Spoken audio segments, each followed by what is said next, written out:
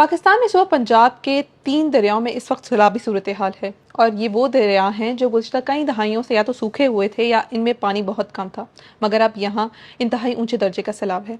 तो इस वक्त पंजाब में सैलाब की क्या सूरत हाल है, हम आपको फ्लड फोरकास्टिंग डिवीजन के इस मैप के जरिए एक्सप्लेन करते हैं।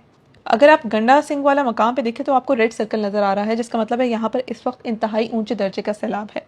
यहाँ से ऑनवर्ड्स आपको हेड सलमान की से ऑरेंज लाइन नज़र आ रही है, जिसका मतलब है कि यहाँ पर इस टाइम ऊंचे दर्जे का सैलाब है। और यहाँ से अगर मज़ीद आप आगे जाएं तो हेड इस्लाम से ऑनवर्ड्स आपको जो है वो ब्लू लाइन नज़र आ रही है, जिसका मतलब है कि यहाँ पर अभी लो फ्लड है। लेकिन फ्लड फोरकास्टिंग डिवीजन के मुताबिक आइंदा चंद घंटों में यहाँ पर भी ऊंचे दर्जे का सैलाब मुतवक्के है। अब दरिया रावी की सूरत हाल देख लेते हैं।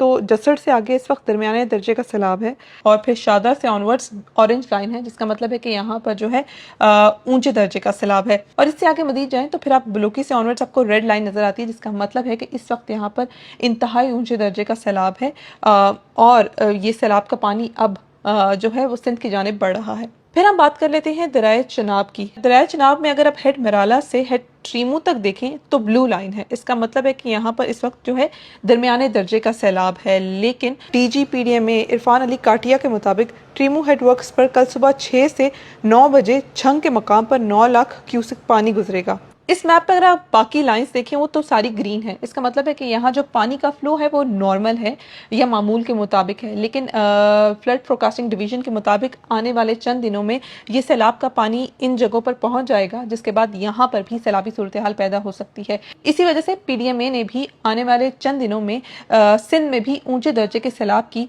वार्निंग जारी की है।